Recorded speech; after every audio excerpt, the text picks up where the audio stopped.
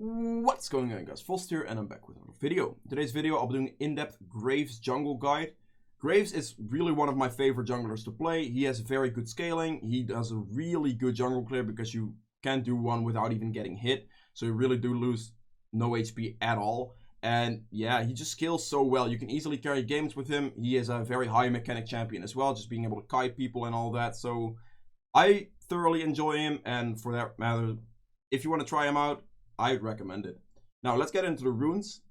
I'm also going to talk about Conqueror here for just 1 second, because this video is recorded pre the Conqueror update or Conqueror rework. So if the stacking system from the Conqueror comes in, it will be a good rune on Graves in certain situations. So if you're facing like a lot of tanks, then that Conqueror is going to give you a lot of sustain, but then also a good amount of true damages to get through those tanks a lot easier.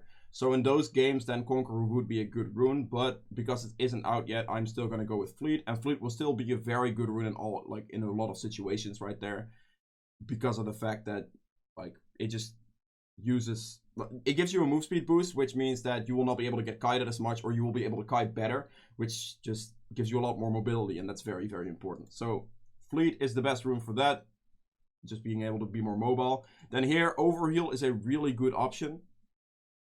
Overheal right now, it got a really nice buff recently, and because of that, it's gonna give you a lot of shielding. There are Graves games where I've gotten like 15,000 shielding on my Overheal, which is insane. That's like just thinking about that, it's an insane amount of HP. This is gonna keep you a lot healthier through your jungle clear as well, because if you then get hit, you will still like the overshield will tank a lot of the jungle damage for you as well if you do get hit, which most likely you won't, but because you are full HP all the time and hitting your jungle camps, you can heal off that, and then the overheal is going to kick in every time and give you the healing, so that's also very nice. But overheal just in general in a game shields so much HP, it's so insanely strong. Now right here, the combo with that, you have a couple of options. Because I do go overheal, and with the way that the item build kind of works now, I tend to opt for Bloodline. Bloodline got buffed as well, so it's more lifesteal. It's 12% lifesteal when you fully stack it, which is a lot of lifesteal. And this is really nice as well, because this pretty much means that you have sustain throughout the entire game. You will have lifesteal at all times, and that really helps you in a lot of situations. So that combined with Overheal will give you the Overheal shield a lot of the time, and then you can just tank jungle camps a lot easier and just overall be at a good amount of HP. Now you can also opt for more attack speed. This is kind of just help out to get your auto attacks faster, which then, I mean, it's better for the earlier stages of the game, and Bloodline is opting for a little bit more of the later stages of the game because of the more sustain you will have. Now, if you are facing a lot of CC on the enemy team, then Tenacity is actually worth doing because it gives a lot of CC reduction, and for that reason, that would be a good option. So if the enemy team has a lot of hard CC, like maybe Fiddlesticks Fierce, Sejuani jungle with like just a tank top lane that CCs you down, then picking up Tenacity is very worth it, and that will just keep you alive a lot easier as well. Now here at the final one, the best one to go for is this one, because you will easily be able to burst a lot of people, and then you just get a straight damage increase. With this build specifically, and just the way that lifesteal and overheal is going to work, you're not going to be low HP that much, so last on's not really going to work, and cut down, I mean, can work, but in general this is going to do the most for you. Now for the secondary tree, there's a couple of options. Against magic damage heavy teams, I tend to want to go Nullifying Orb, because this really helps you just survive their like damage a lot. So in this case, like Nullifying Orb in this tree is very good. And then usually I'll combine it with a Gathering Storm, because I also opt here for Overheal and Bloodline for a little bit more of a scaling build. So for that reason, Gathering Storm is just going to help you scale through the into the later stages like just a complete monster really. So if this is the combination I would go for if I'm facing more AP heavy stuff. So maybe an Evelyn jungle like a Nullifying Orb is really good into that, or Elise or something like that, and then Gathering Storm will just scale because you are stronger than them early game, so they can't really punish you for having Gathering Storm at all. And yeah, now the runes here also, I'm just quickly going to note, you always want to get the attack speed, and then here it's kind of optional. If you're facing a lot of magic damage on the enemy team, getting double magic resist is very worth it. 16 MR is a lot of just like damage you can shield with that. If not, then I mean, it's just Adaptive Force here, just a little bit more damage, and then whatever kind of fits best into the enemy jungler. So if the enemy jungler is maybe a mage, and like he's the only mage on their team really, then you can go with a single magic resist rune to kind of have a little bit more damage if you want to. You can still opt for double magic resist if you do want that, but that's completely up to you. And then here, armor or health, it's just based on the enemy jungler, really. Now, for the other ones, you have the option of going Sudden Impact Ravenous Hunter. This is going to increase your healing even more, which then synergizes with like the overheal build even better, so that would work too. This is generally what I do these days because, yeah, just the way this build works, it gives you a little bit more healing. And then Sudden Impact, you dash a lot, so just having extra lethality just increases your damage a good amount. Now, the final one here is if you're facing a lot of CC, you can, if you want to, go for Unflinching in combination with Tenacity. Like this type of setup, for example, Bone Plating could work if you're facing early game stuff. You can also go for Second Wind just for healing, or Demolish for turret pressuring. So Demolish with the Unflinching would work, and then you can push turrets down a lot easier. So that could be a setup you want as well. I do still take Overheal because just Overheal is so good on Graves. Being able to kite and like you'll be able to be at full HP a lot of the time, so that works too. But in most of my games, I go for a setup like this, which like this depends on whatever jungler you're facing. So yeah, that's pretty much the runes for the Graves. Let's just get into the item build now. Then, for the item build on Graves, we have the Hunter's Machete, which is the best one you can go for. It gives you 10% lifesteal against monsters. This again synergizes with Overheal, which means that you'll be able to be at full HP throughout your entire clear, because like Overheal is going to shield most of the damage from it, because you Overheal every time, and you can kite your camp, so you're really not going to get hit at all. And then here, you just want to have a refillable potion. It's a very useful thing to still have. It's pretty much a consistent health boost throughout the entire game, and yeah. The refillable potion usually just helps you fight the enemy jungler because you can get extra health from that. You don't really need it to clear your jungle because, well, you don't take any damage anyway. So now, for the first main item on Graves is the Red Smite Warrior enchant. You want to get Red Smite because of the fact that Red Smiting somebody pretty much exhausts them. So for that reason, like, they will be able to do less damage to you. You also have your passive to stack up like armor that way. And it's going to be very hard for like the enemy jungler to kill you unless it's a mage, but then you have the Nullifying Orb with double magic resist if you want to. So this is just a very good thing to exhaust somebody with. Also 60 attack damage, very good on Graves. He scales very well off of attack damage. And this is just overall your best option. Now after that, you want to get your boots. Depending on really what you're facing, you can go Ninja Tabai or Mercs. In most of the games, you'll go Ninja Tabai because Mercs was only good against heavy CC. And if you just, yeah, like Mercs in combination with the Tenacity and the other Tenacity, like the double Tenacity runes, if you are really facing a lot of hard CC comps, it's a very good option if you want. You're pretty much just going to get hit by anything and just walk out of it like the next second because like you have so much Tenacity that there's really not much they can do against you. So in that situation, Mercs can be very useful, but most of the games it's going to be Ninja Tabais. Now moving on from that, this is kind of where a lot of variables start to kick in on Graves, so I'm just going to go over some items. You have Phantom Dancer Infinity Edge. You can also have the Static Shift. You have the Black Cleaver. Just a Lost Whisper item. Usually this will be this one, but yeah. You have Blade of the Rune King. Death's Dance, Merc Sim, and Guardian Angel. Now the item order here, it kind of depends on the game a lot. Now if you are facing mages, then, oh wait, I forgot one item then. Whoops.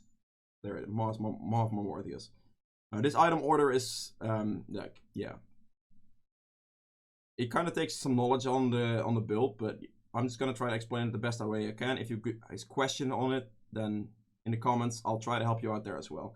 So here, after this initial thing, you can opt for a Black Cleaver if you're facing, like, generally tankier comms, so maybe like a Bruiser in the jungle, maybe a Bruiser top lane, and Black Cleaver can be a very solid option. Picking up maybe one dagger before that's going to be very worth it because the attack speed it gives you is going to help you with your auto attacks a good amount. So you can pick up maybe like a dagger in between the boots and like a phage, or maybe double dagger and then get a Black Cleaver right after. On Graves, you always want to have one attack speed item at least, whether it comes in the form of the Blade of the Rune King, Static Shift, or Phantom Dancer. Now, Static Shift does give 40% attack speed, which is really nice, which is definitely the highest out of all of them. So that's also why this is a good item you could go for. But in most games, I tend to go for a Black Cleaver first, because this will opt me to have a lot of CDR, extra health and attack damage.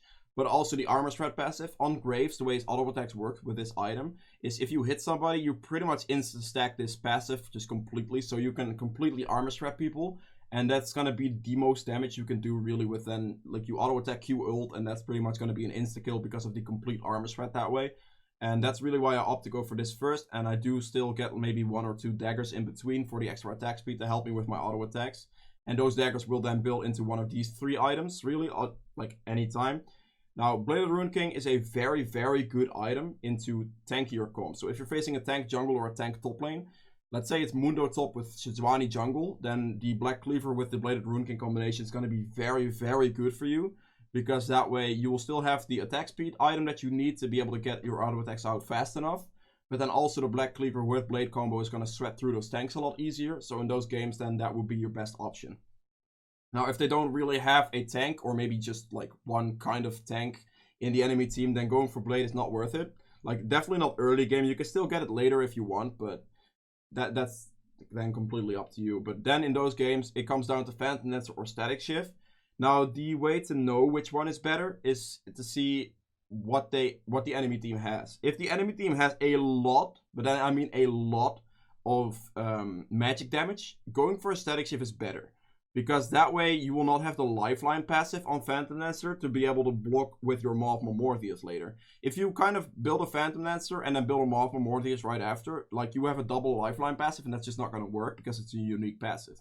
So for that reason, then a Static Shift would be better. If you're not facing tanks, of course, because that's when a Bladed Rune King would be better. But there are very little mage tanks that really fit that parameter. So if you're facing a lot of mages, getting a Static Shift would then be your best option. And then also, with the fact that it being a lot of mages, it's not really worth it to go for Black Cleaver, because they're generally going to be quite squishy. So then rushing maybe into a Maw of Morpheus instead of the Black Cleaver, and then finishing the Static Shift off as well. Again, picking up maybe 1 or 2 daggers in between. This is the way to do it, because then this is going to be your best one into mages. Mages are generally quite squishy, so with the Static Shift, you're going to easily be able to chunk through them a lot easier, and then this way you can just follow this up with some lifesteal from a Merc Sim to have more magic resist and also be able to get rid of some CC. And then maybe finish off with an Infinity Edge just to burst through like one-shot mages. And this way you're going to have a 6-item build in this general direction. Now, do take note that you already have the Overheal and the Bloodline most of the time in your runes. So picking up or opting for lifesteal isn't really that important. But in this build, you still have the Mercurial or Scimitar for lifesteal. And then also the Maw of Morpheus for lifesteal. So that's going to be your option against a lot of mages. Like, this is heavy mage comps. Because this gives double magic resist. You will also have double magic resist nullifying orb. And this is going to be pretty much impossible to kill you. Whilst they will be quite squishy because they are mages. And then you can crit them to death really, really easily. So that would be an option against mages. Like heavy mage comps. If you're not facing that, you can go for the Black Cleaver still. I just put it out of my build. Where is it? Here it is. But you can still go for the Black Cleaver if they have like a generally split damage team that maybe has 1 mage in it. You can opt for the Phantom Dancer that are like, if they are squishy. If they're not squishy, then again, Bladed Rune King is the better option. But then in that case, you don't need the lifeline passive from your Maw, so it will not be a double passive that you're wasting. So you can go for a Phantom Dancer, and that will follow up into a Death's Dance most of the time. Just because this is going to give you the sustain against that 1 mage. He will not be able to burst you because the Death's Dance kind of counteracts that. And then also the lifeline from this gives you a shield, which in that case kind of keeps you more healthy that way. So then this would be your best item option, and then you can finish this build off as well with an Infinity Edge if you want to. This is going to give you a nice 6-item build. It's going to give heavy crits because with an Infinity Edge Phantom Dancer combo, you have 50% crit chance. So pretty much every 2 auto attacks you do, 1 auto attack is going to crit, and that crit's going to do about 800, 900 damage before Black Cleaver starts to kick in, and then with more armor spread, it's going to go up even further. So your first auto attack is going to deal a little bit less, and your next auto attack is going to pretty much just like have a max Black Cleaver stack on it, and it's just going to hurt even more. So to a general team, this is your best bet. And yeah, if the enemy team is stacking a lot of armor, like I mean a lot of armor, then you will not want to opt for this, but then it's better to go for one of the like Mortal Reminder or Lord Dominic's. This will give you even more armor penetration to get through the armor a little bit easier, but this usually doesn't happen, and I don't use these items very often, but that would be an option into those types of teams. If, however, they do have a lot of healing-based champions, just picking up Executioner's Calling throughout the game is going to be very worth it. Whether you upgrade this into a Mortal Reminder or not, which, I mean, if you are facing a lot of healing like champions, then this is going to be an item you want to build and maybe sell your jungle item for it. Still have the Infinity Edge set up with that, and then this way you can have a full build like that. It's still going to be 6 items, but this like, just having that healing reduction is going to be very important into certain teams. Let's say a Soraka with maybe like just champions that heal. A Swain, whatever, 80 carries heal a lot. So in those types of situations, this would be a beneficial item as well. Now, again, just general items you can sell your jungle item for are like, you have maybe this setup in your average game. This crit combo is very, very good with this Black Cleaver and then the lifesteal combo here. Like, good options are GA just to have extra life. That's a very solid option in a lot of games as a way to sell your jungle item for this. You have the Mercurial Scimitar if you're facing a lot of like targeted hard CC, which you need to get rid of. So then you can just quickly proc this. You have a little bit of extra lifesteal as well, which is going to help you. But then this kind of just counteracts that a little bit there. And yeah, that kind of just those items. So it's either GA, Mercurial Scimitar. You can still opt for Blade this late in the game if you want to. It's going to give you even more lifesteal and just the extra like health effect. People in the later game are going to have more health in general, so Blade of Ruined King is then going to be more effective, so it can still be a thing. But in most of my games, I will pick up a Guardian Angel just to be a little bit safer. You don't really need the extra damage, but like it's between these three items really what you sell your jungle item for.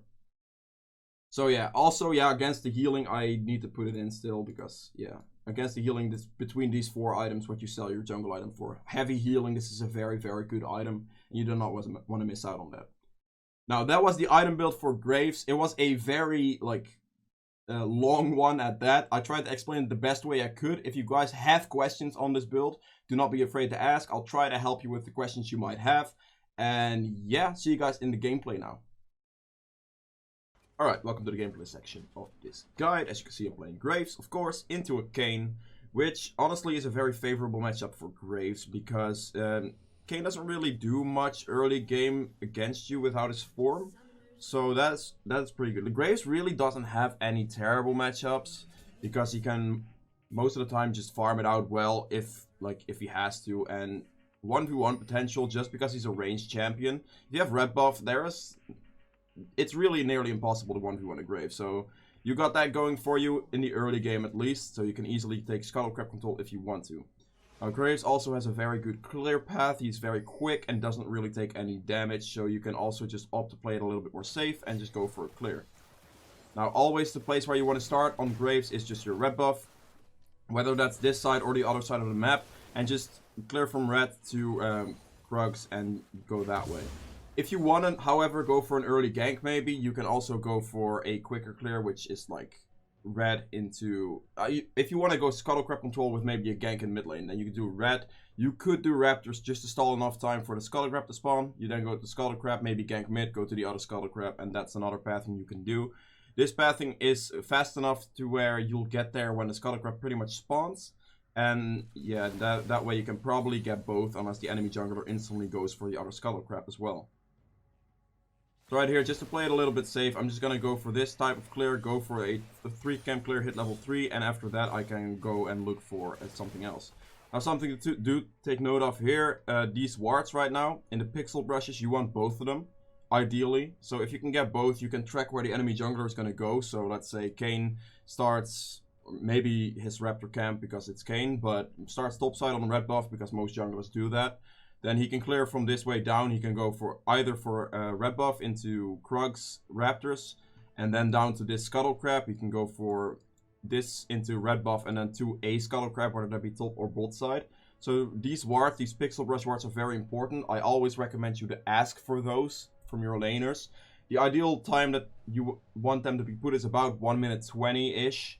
If you can get them like at about that time, you'll know where the enemy jungler is going to be, and then you can like adapt your jungle path accordingly. So let's say if Kayn were to show here and only has his red buff doing this Scuttlecrab, then I know I can just go and clear from my Raptors up and then take Scuttlecrab, take the rest of the topside jungle, and maybe gank top lane or maybe mid, or maybe check this, like one of these camps to be up. So that's something you can do, that's something to take note of with those wards. And yeah, let's get back to... So I saw the Kayn on the top side on the Scuttlecrab, so I'm just gonna go and opt for the bot side Scuttlecrab and maybe even his blue buff, depending on like where he shows. I think I'm just gonna go mirror jungle. Yeah, I'm just gonna walk into the enemy jungle here and see what I can do. The reason this is good, I mean, apart from Vlad just killing Corki and he has more pressure than that, I do know that him killing Corki, he will have used both his summoners, so as you can see right here, he had used both. So there's really not much Vlad will be able to do. Also, Vlad's not really that great of an early game champion, so yeah, for that reason, I'm not too scared of this. Also, these two are pretty much just all the way shoved in, and if they react to me right now, they will lose a lot of minions. So that would then still be beneficial for me, even though, yeah, I will probably... like, they won't be able to kill me, at least, so... I will not get the blue, but they will lose a lot on bot lane if they would react. So they probably won't, and I can just easily clear this, as you can see. Kayn is in the top side of my jungle, just mirror jungling this. There's really nothing else to be done there. Oh. So this Kayn's the top side. I want to take as much as possible. I'm Graves. I clear really quickly, so you can easily just take as many camps as you want, as you can see right here. This is really easy to just take that many camps from him. I also kind of have to do this because Kayn will have done the same to my top side, so I need to make sure I do the same as well. And that way you don't fall behind to just mirror jungling. Now Kayn just ganks top lane right after, which was to be expected, of course. And right here I might just look for maybe a bot lane dive, because they were quite low, as you can see.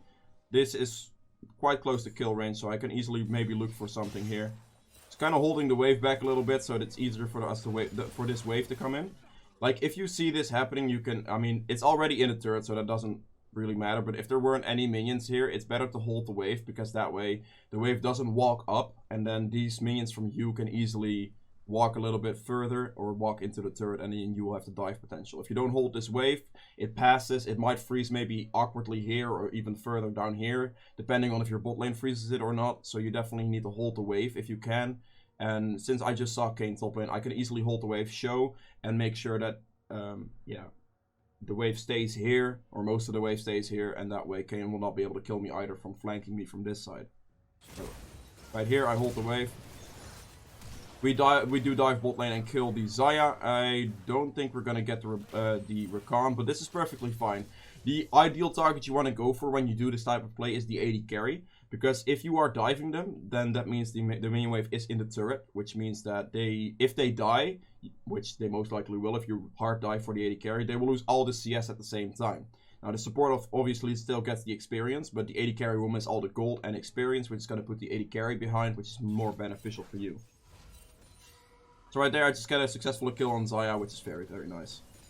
Now it's time to back, and I backed for pretty much most of my jungle item. I get a red smite with double longsword, Jesus.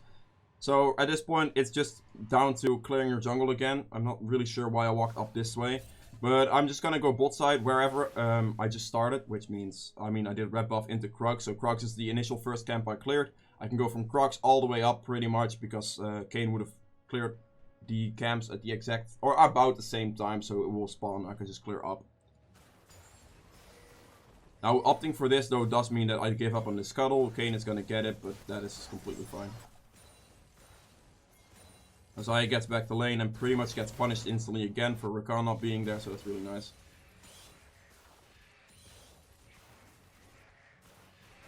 Right here, just clearing up. Like, as you can see, the camps will spawn. Gromp really just respawns, so wolves will probably respawn as well. There you go. Kayn cleared at about the same time, so your camps are just gonna respawn in order. So I clear this. I'm just gonna clear all the way up. Yeah, just clearing. I just check scuttle. I can walk past mid lane, but I already went over some vision, so this gank probably not gonna do too much. My red buff is gonna spawn soon, so I'm just gonna walk to that, and yeah.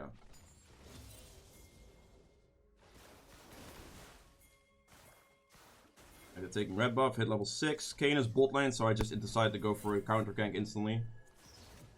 You can see, Xayah is still level 4, so this is really going to be easy for us.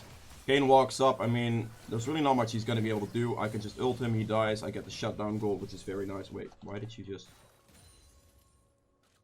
Now at this point, we just want to go for as much third plating as possible. Zone Xayah off this wave as well, which is very important. This is a very, very big wave. And Xayah was still alive. She is already, we zoned her off the initial wave, so she's level 4. But also zoning her off this wave, that's why I'm walking forward like this, means she can't get an experience range, she can't farm this wave at all. So not just killing Kayn is very good for me there, because I get shutdown gold, but also zoning Xayah off will make her even more useless. Caitlyn right now is level 6, and she's level 4. Just because we killed her, zoned her off the, like, pretty much 2 waves. And here again, we zone her off all this. That's why I'm really just walking up. Right here, I'm just walking up to Xayah as much as possible. Caitlyn ults her. do as much damage as possible just to get her off the wave. Like, they will not be able to kill me at this point, so I'm not too afraid. I just put the smoke screen down, they won't be able to see anything. Also, smoke screen is a very good tool, just in general. If you want to use it, always use it on ranged champions especially. You can completely counter all their auto attacks, because they will be blinded, and if you just hit them with it, then they will not be able to do anything. So, if I hit it on top of Xayah, she will not be able to auto attack back to me. So yeah, for that matter, we just zone Xayah off a good amount of these minions, because the Crown came back, she can get a little bit more of this, sadly. Just want to get one more turret plating here. There we go, get the turret plating and back off. Currently sitting on 2k gold, so I should be backing very soon. Yeah, there it is. Alright, that gives me my jungle item with Ninja Tabai here. Picking up those boots right now is going to be very beneficial for me, just for the increased move speed. The main problem with Graves is being, like, you can get kited a little, like, quite easily, honestly. You don't really have CC. If you have red buff, it's really hard to kite you, and Fleet Footwork also really helps with being able to get, like, not be able to get kited. But getting those tier 2 boots really quickly is going to help you not get kited, and that's going to be very beneficial for you when it comes to just clearing jungle speed in general, because walking around faster means you clear your jungle faster. But also just for the like not being able to get kited so much. Poppy walks all the way down here. And you basically just see Poppy. She flashes out. I think she gets out because she flashes like that and hits Corky. Yeah. That's whatever. Kane ganks bot lane. Really not much to be done about that one, so I'm just gonna clear some camps here. Kane shows up. Blue form Kane. Which is a very smart choice of him right there, because blue form Kane is actually Kane that can still do something into Graves. If you pick red form Kane, it's going to be very, very hard for you to actually still play against the Graves. Your ideal situation with blue form is just try to one-shot the Graves as much as possible. And then that way, yeah, it works the best. Now they're all the way up here. Thresh is still full HP, so I'm like, alright, let's just go. Thresh goes in on the Xayah right there. I blind them, so they will not be able to auto-attack that easily. Xayah flashes out, and we just kill Xayah with a Q. One thing to remember, though, is with Graves, you can Q flash auto attack to get everything off instantly. So just prep your Q, then flash instantly, and then auto attack. Just it will not have any animation time, so you can just auto attack, and they will get a high amount of burst on them right there. And they're just pushing the wave, getting towards this turret. Kane shows bot lane. There's really not much he can do. I'm quite low on mana, so I'm gonna have to be careful of that. Caitlyn gets back here, and I'm pretty much for sure I just back. Guess I just push one more wave then. Oh. Alright, that's my Phage. At this point, hey, can I just, thank you. At this point, I'm just gonna go back to clearing my jungle as efficiently as I possibly can right now. I'm just gonna go to Crux, get red buff, and then I can also do the dragon right here quite easily because my bot lane has all the pressure. So right there, pretty free dragon. And I'm just gonna go ahead and clear back up towards the top side, get my jungle camps going. I need to get my CS up and keep my CS up as well. Kane is a very fast jungler as well, so our CS numbers should be equal through most of this game, unless one of us fucks up. Now, they do kill the Urgold here. I see Poppy on quite low HP, so can easily chase her down. Something to remember is when you're trying to chase somebody, hitting them with smoke screen slows them down for a lot and can often get you in auto attack range, which then, in turn, if you have red buff, can just pretty much mean that they can't get away from you anymore. So trying to always use your smoke screen to slow them down is also a viable tactic if you're trying to chase somebody. Right here I'm just gonna push towards the top turret. I just killed Poppy, so it's easy top turret right there. You definitely want to get that. It opens up, like, the outer line of turrets are very important to get and open up the map really easily. Right here, looking for any camps that I can take from Kane. Make sure to counter jungle because it's very important to get a lead on the enemy jungler. See bot side scuttle spawning, so I'm just gonna go and take that real quick and go back to clearing more of my camps because you want it. As Graves, you want to scale and get through your items. If you can get through that and just get with your camps, that's always the better option for you there. Now, I wanted to obviously opt for the Raptor camp first, but I saw a fight going mid lane, so I just walk away from the camp, go to the fight, and then I can always come back to it. That's something to remember. Never prioritize your camps over being able to react to a play. So if you see a play happening in bot lane or maybe mid lane or something like that, and you see that you could be doing something there in that fight. Obviously, if the fight's lost, then there's no point in going there. But if you can maybe pick up a kill or save your mid laner or something like that, it's always worth going for. Always give up on your camp. You can always come back to it later. Getting your camp like 10 seconds, 15 seconds, 20 seconds later isn't that big of a deal. Just make sure you keep clearing your camps consistently enough. Now here, getting the last turret out of the outer line right here is pretty important for us. However, they are still pushing top and bot lane though, so they will get these outer turrets. But because they are both of them are bot lane and Kayn is top lane, Vladimir is dead, so we can easily just keep pushing for this next turret, which is what we are doing. Poppy does defend it, but the turret's really low already, so it's gonna be easy push next time. Get into base right there. I pick up my Black Cleaver and building towards a Phantom Dancer right now.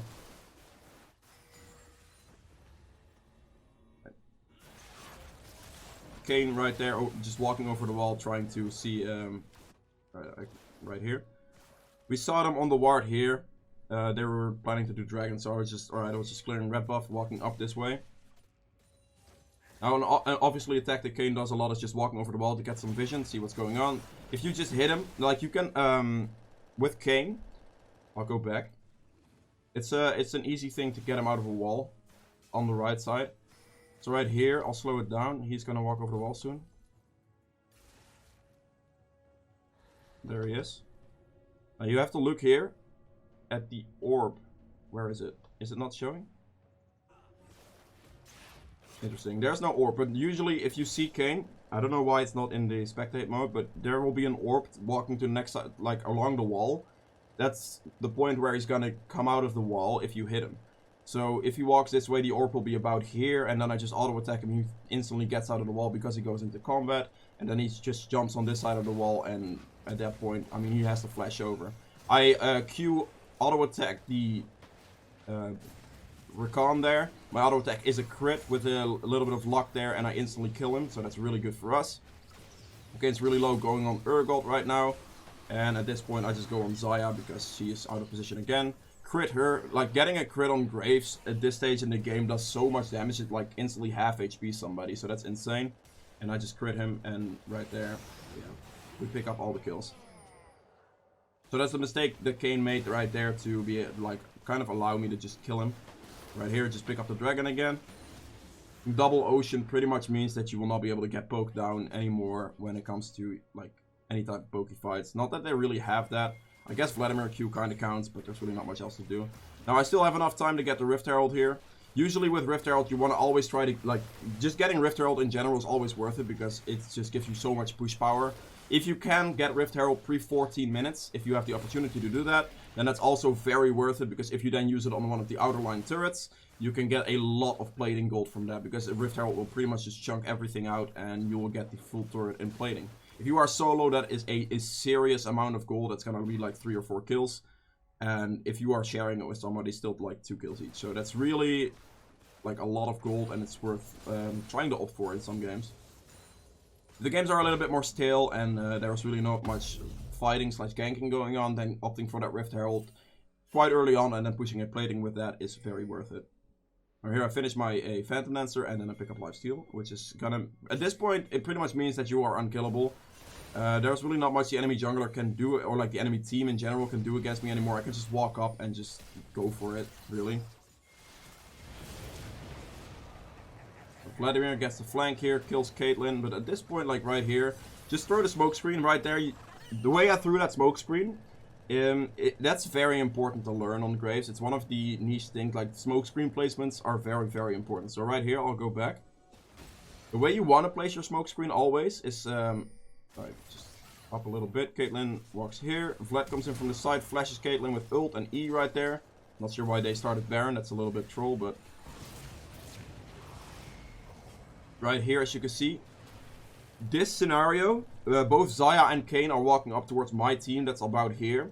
Vlad is trying to walk back, so for this reason, if I place a smoke screen in this general area, they cannot walk through it, because if they walk through it, they'll be blinded, and then Xayah will not be able to auto-attack, Kayn will not be able to see anything, and so Kayn won't be able to ult anybody, which is going to be very hard for them to deal with that, and Vlad, if I just throw it here, will not be able to get out without being blinded, and then he will not be able to, like, maybe flash something, or... It's going to be harder to dodge. So right here, I throw the smoke screen. This zones Xayah and Kayn from going into my team. And right here, I just come in from the side with my damage, auto attack Q, and just go for it that way. I crit the Kane twice, I do believe, so that pretty much insta-killed him right there. Like, crits do a lot of damage. And for that smokescreen placement, it's very important. Always try to opt for, like, those types of placements. Look at the team fight, see where the smokescreen is going to be most effective. Generally, it's on top of the enemy AD carry, because it stops them from auto-attacking for a little bit, which generally stops the DPS from the enemy team a lot. So right here, I'm just going to push in mid lane a little bit more, and there my team wanted to do Baron. So we opt for the Baron here, and if they react to this, there's really not much I can do. Now Poppy right there does ult, so I'm going to have to walk away from that, and yeah. I mean, just chase there, hit him with red buff, like not much else to it. I don't really take too much damage anymore, like with Phantom Dancer I still have that shield going, and right here just plays Rift Herald mid. We just killed another 2 people on their team, and yeah, just walk up with the Rift Herald. This is why Rift Herald is so good. You can easily open up a base like this really, really quickly. If the enemy team loses a team fight, like let's say in mid lane, and maybe this turret is still up, if they lose the team fight about here, you're still alive. You can use Rift Herald, you can get this turret, that turret as well in the time that they're dead because of the Rift Herald, which is just an insane power play. And that's also why just never forget to get Rift Herald. Always get it. Especially on Graves, it's really, really easy. Because of your dash, you can easily just keep walking around the Rift Herald, and as soon as his eye opens, you dash behind the eye, and you can easily get it that way. Now here, opting for the Dragon again. Taking some more CS. Pretty sure that's my item there. Yeah, that's my Dev's Dance. Now at this point, I can literally do whatever I want. I'm very far ahead. I have 209 CS. This is what, like, keeping your camp farm up does for you. Kane is on 170, which is a very solid amount, but that was to be expected because he is playing Kane, and he's also a very good farming jungler. He can walk through his jungle a little bit faster because of his E. He can get over walls, so his CS numbers should be good as well. But I did take some camps from him here and there, and yeah, I got the lead off that one. Here, just pushing in top lane, really. There's not much they can do. Again there, smoke screen, just an important thing to note. Go back. So I'm throwing smokescreen here to cut off a path for Poppy. Just optimal, like, just make her smokescreen as annoying as possible. I hit it on Poppy itself, which is gonna slow her, instantly blind her. If I do that as well, I can like range to auto attack her maybe 1 or 2 times for free, because she will not be able to E stun me into the wall. She doesn't have vision on me, so that way the smokescreen really helps there. Now right here, Kane goes on me, so my optimal choice is just kite back. With Graves, it's not too difficult to kite back, but you do not want to be sticking into a fight when people dive you. Always try to kite as far back as possible. You are kind of playing an AD carry, so you can opt to go forward if you want to, but it's a little bit more risky than just kiting back, especially with Kane, because he does a lot of like burst damage on me, so I need to make sure that I don't get killed. So I kite backwards there, kite the Kane out, Rakan follows too, and then that kind of opens the Xayah and the Poppy, I guess, to the rest of my team.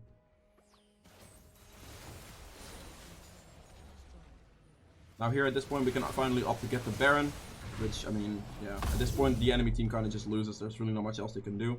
I am picking up a BF sword here to go finally into an Infinity Edge. This is going to be a very nice power item as a final item you can get. And yeah. Whoa, oh, I hard in there. What am I doing here? Let's see. Alright, I see a Rakan. I smoke screen behind him, I guess. He dashes over the wall. I was like, alright, I Q flash, auto attack the Rakan. Then I get instantly Vlad ulted, and then Poppy knocks away my Caitlyn, which kind of sucks. Get one shot by Kane pretty much at this point, and that was just a very terrible play. Should not have gone out of position there, really. Don't just blindly dive into the enemy team is all I can say. I got way too cocky there, and I just went for the Rakan, which is obviously not a worth it target.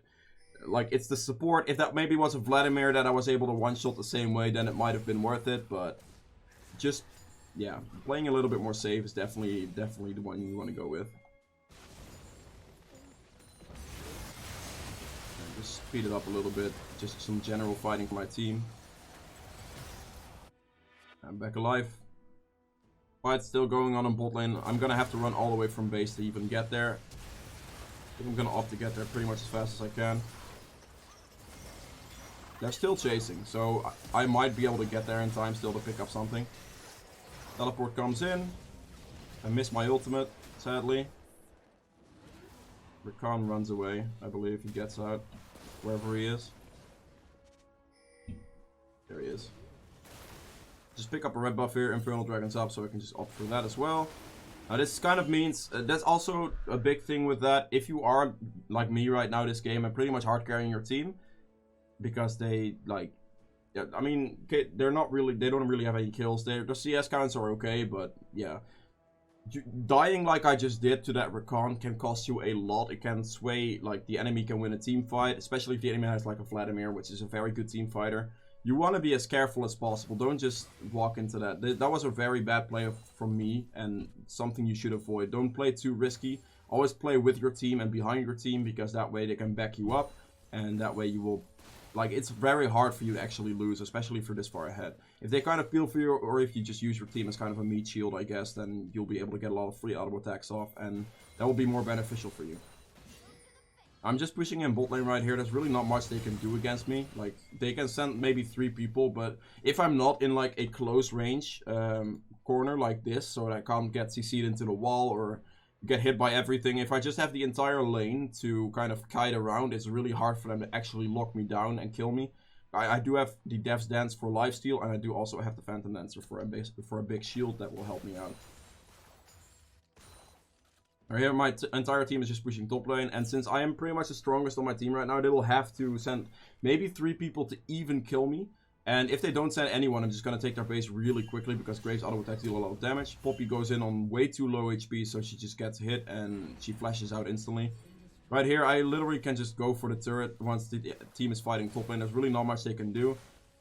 So I'm just backdooring right here. I can get the turret. I mean, I barely didn't get the turret. Why didn't I just do the last auto attack? I mean, I guess minions blocking my auto attacks, but apart from that, yeah. Thresh dies. Up for mid inhib here. King goes on me and I guess just flashes out. There's really not much to be done there.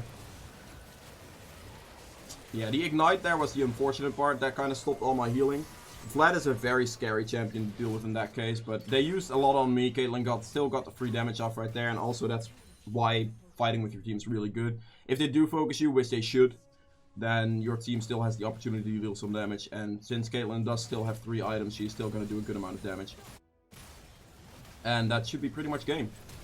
But this is generally how you play Graves. Just try to always keep your farm up. That's the most important thing, because that way your scaling is going to be good. You're farming, like, you farm your jungle camps insanely fast, so you can easily get high CS numbers like I did this game. 282, which is the highest in the game actually, and yeah, that's just the way you snowball.